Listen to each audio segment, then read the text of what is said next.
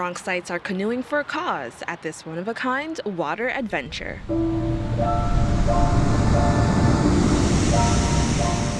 Bronx locals, with the help of the Bronx River Alliance, headed to Shoelace Park to kick off the amazing Bronx River Flotilla in celebration of enriching the 23-mile-long river that flows through the Bronx. I am so excited because this river, which was once abandoned and filled with junk and toxic chemicals, has now been cleaned up.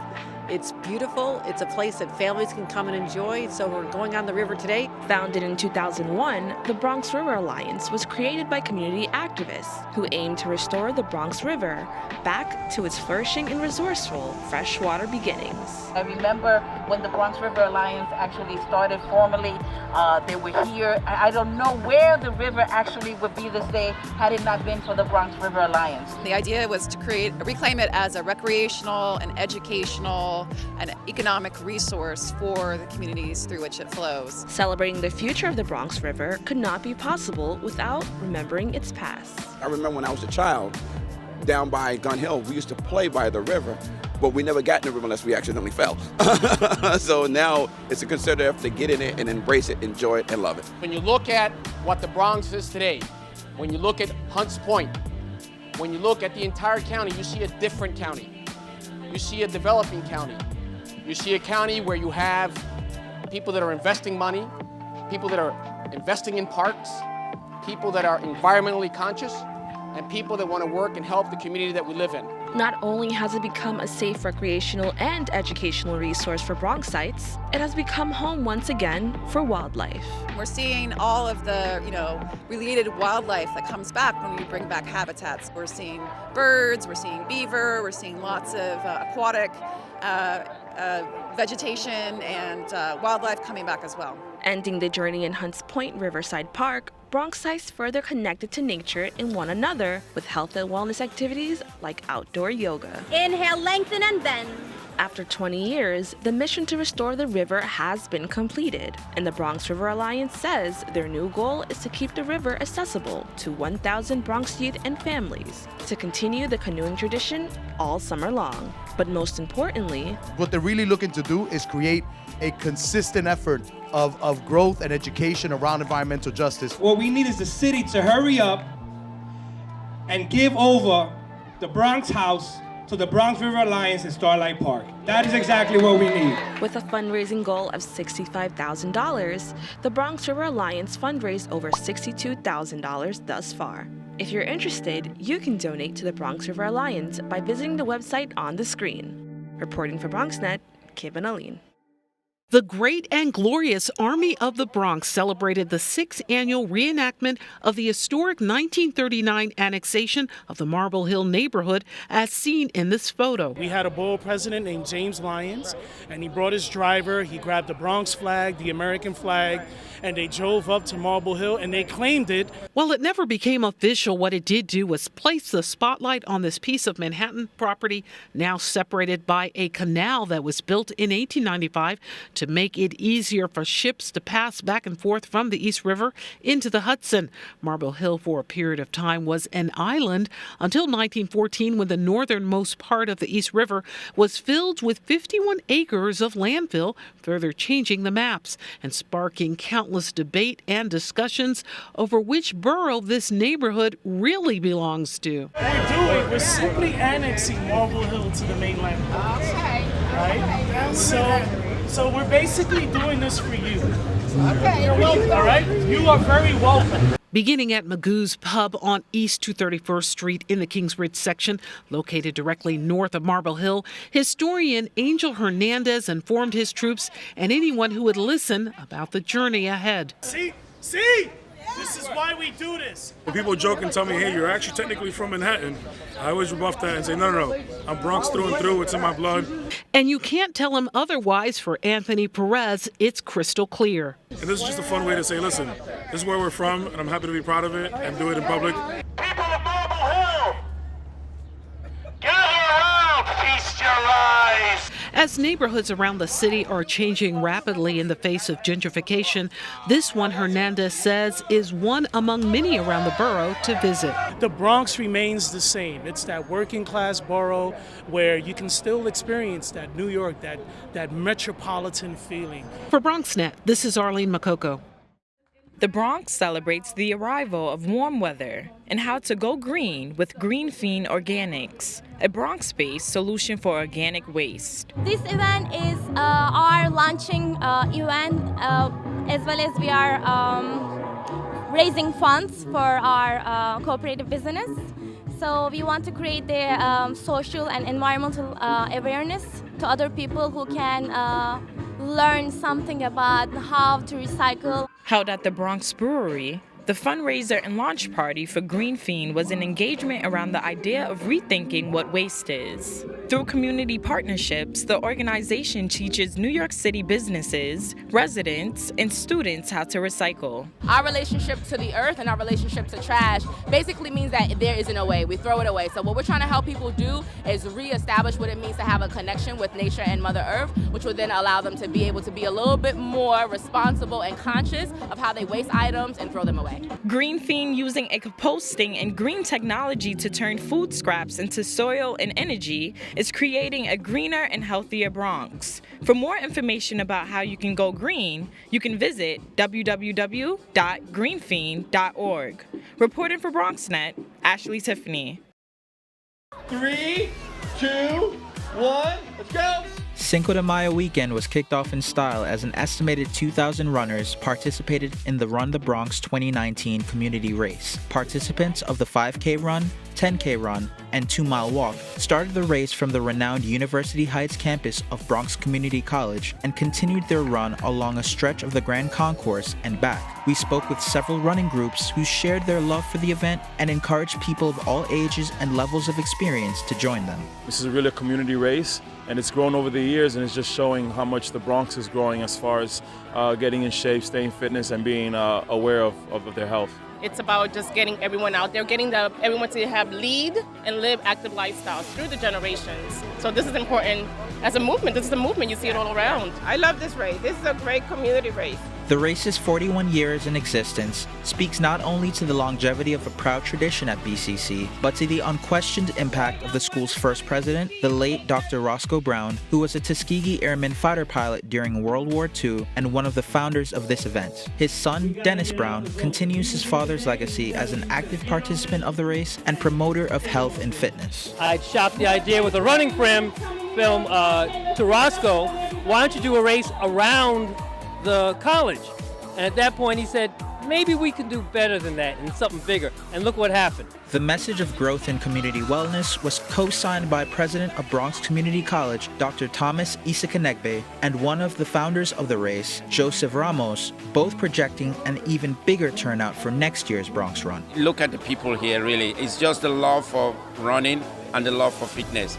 To us, this is an open house to the campus, and it's a community event that we truly love to host on our campus. Oh, are you kidding? We want to see, we're going to see more, thousands of more people participate here at this particular race. I just said it go 2,250 next year. The NYPD Explorers program, geared towards providing young men and women from the city's diverse communities an introduction into the world of law enforcement and criminal justice, received recognition for their participation in the Bronx Run race, while we spoke with 10K race winner and New Jersey native Lauren O'Connor about how she felt being in the winner's circle. It feels pretty good. You know, I don't think I've ever won a race before. So I'm happy and proud of these kids. You know, myself and Officer Bermudez have come a long way with them in the program, and we just want everyone to know this is a great opportunity to join a positive program. Whether you are a part of the 5K run, 10K run, or the 2-mile walk, participants of today's Run the Bronx 2019 will shape the future of the Bronx to be a much healthier and fitter place to live. Reporting for BronxNet, Stephen Powell.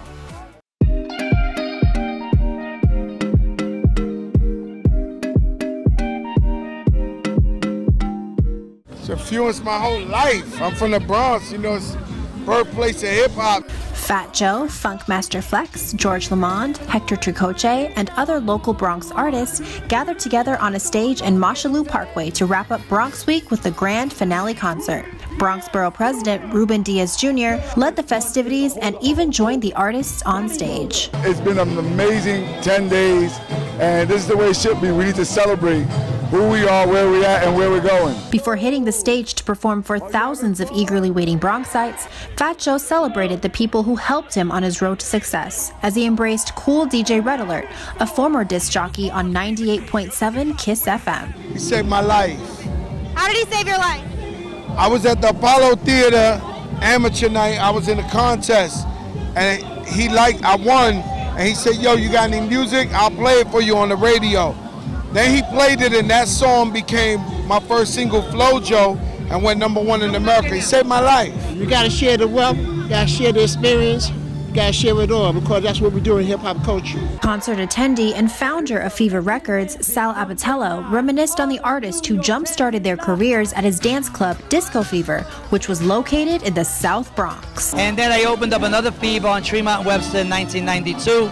Biggie Smalls, Fat Joe, I was his manager, Wu-Tang I discovered, Nas did his first album release party there. I've been blessed. The concert series, hosted by the Bronx Tourism Council, invited artists to showcase their diverse talents, which included dances from local studios and performances from local artists like Uni G. How did it feel being on the stage for Bronx Week? It was electric. You know, I'm from the Bronx. I live right there, Mosholu Parkway. Tracy Sal was born and raised. So just being able to do something positive within my community is a dream come true. Funkmaster Flex shared his advice for other artists looking to make their musical dreams come true. Now you're seen as an inspiration for a lot of up-and-coming artists. What words of wisdom do you have for those artists? Keep giving your music out, keep playing, keep pushing, and don't give up, can't give up. In true Bronx style, the headline performers for the night stayed true to their roots as they recognized rising talent from their hometown. Fat Joe introduced Angelica Vila, who performed her latest single, More in the Morning, and Funkmaster Flex expressed his admiration for other artists from the Bronx. I'm a big fan of A Boogie, I'm a big fan of Little TJ, I'm a big fan of a lot of the young up-and-coming artists, so it's nice to see them selling units and representing the Bronx. Reporting for BronxNet, Jericho Tran.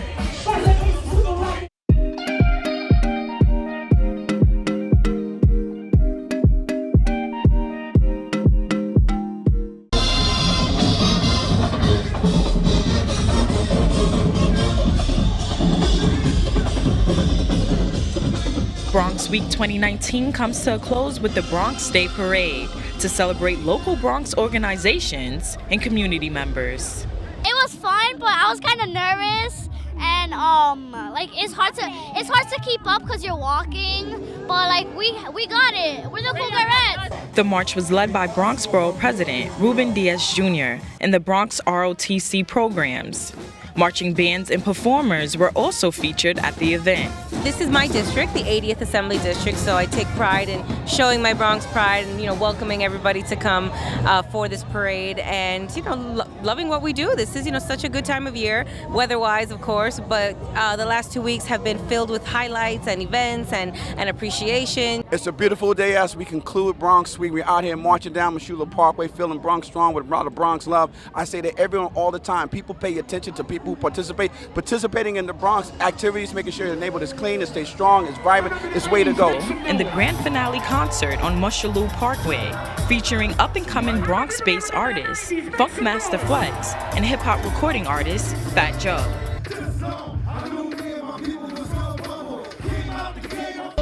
Reporting for BronxNet, Ashley Tiffany.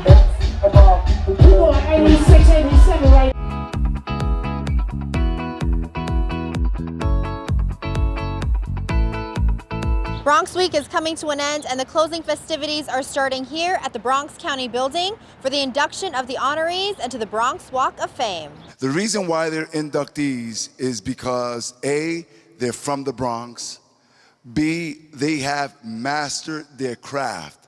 The Bronx Walk of Fame honorees, Iran the Blade Barkley, Regina Spektor, and Dr. Carolyn Porco sat proudly in the Bronx County Courthouse as Bronx Borough President Ruben Diaz Jr.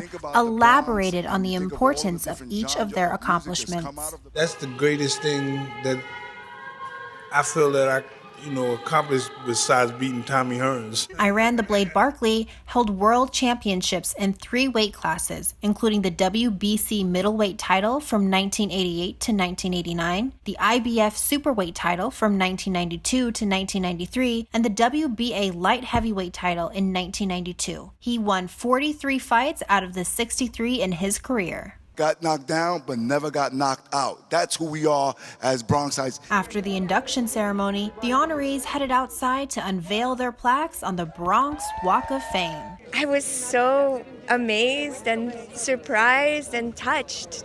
This is my home, so just to have this kind of a moment here is just so touching. Regina Spektor won Best Female Rock Vocalist at the New York Music Awards and sang the Grammy-nominated song You've Got Time, which is featured on the Netflix hit show Orange is the New Black. Never in my wildest dreams would I think there would be a street sign with my name on it in the Bronx. Dr. Carolyn Porco was the leader of the Cassini-Hudgens imaging team and a member of several NASA committees. She even has an asteroid named Porco after her for being a pioneer in the study of planetary ring systems. I have so many fond memories of being raised here in the Bronx and the neighborhood I grew up in, which, it felt like there was family all around. So it's nice that I realize now the Bronx had fond memories of me. While Porco and Spektor were not able to attend, the honorees were invited to the Bronx Parade following the induction ceremony. Reporting for BronxNet, Jericho Tran.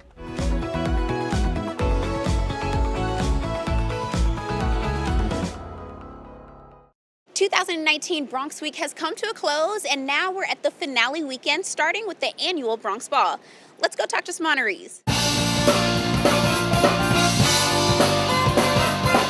To wrap up yet another event-filled Bronx Week, the Bronx Ball highlights community members who've made a name for themselves and put the spotlight on our favorite borough. This is the crescendo. This is where we celebrate 3 individuals who have conquered the world in their fields and have done so as unabashed Bronxites. The honorees included singer-songwriter Regina Spektor, legendary boxer Iran Barkley, and planetary scientist Caroline Porco. This honoree has conquered the Bronx, and some can say conquered the universe as well. I'm still a little shell-shocked by it because this is an unusual award to win a street sign in some street in New York, and I thought that was the kind of thing that only happened to movie stars. So, it's nice to know it happens to nerds too. Legendary boxer and honoree Iran Barkley proves he still has some fight left in him. This is great. I'm a legend getting honored in my hometown, and I'm alive to see that happen. You know what I'm saying? So, I'm grateful. I thank God for all of this. There was this kind of a joy and a rhythm to the life that I discovered in the Bronx. With Regina Spektor's shows debuting in Manhattan on Broadway, her thoughts on the Bronx are apparent. I love the Bronx. I would say to the young immigrants of today that you just have to, it's like dealing with a bully. You don't give up. You try to tune out all the negative voices because there are so many more people that love you.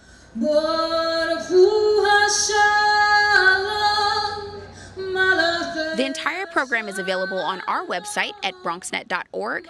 Reporting for BronxNet, Darissa White.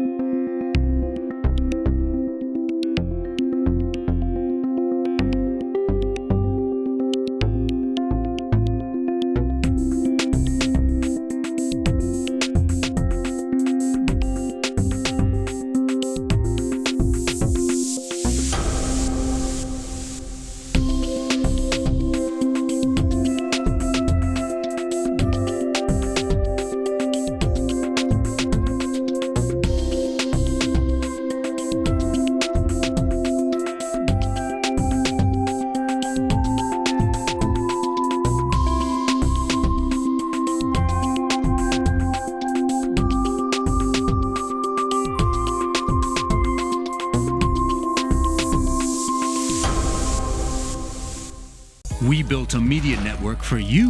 BronxNet TV.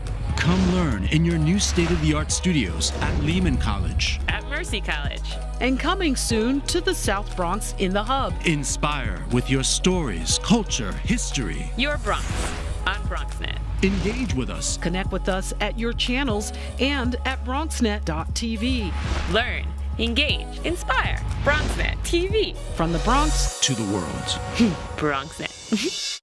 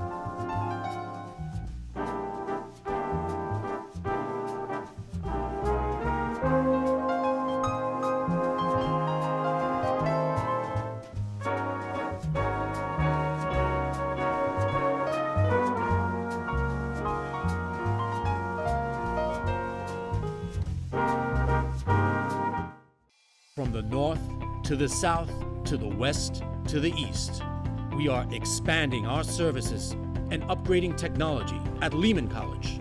And now, Bronxites have an innovative media production facility in the East Bronx at Mercy College in the Hutch Metro Center.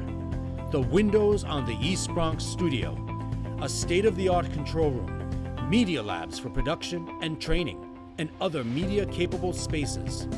Training, workforce development, leading-edge technology, and programs that help you share your ideas, your voice, on your channels, locally and globally. Build media and technology skills at BronxNet and build your dreams.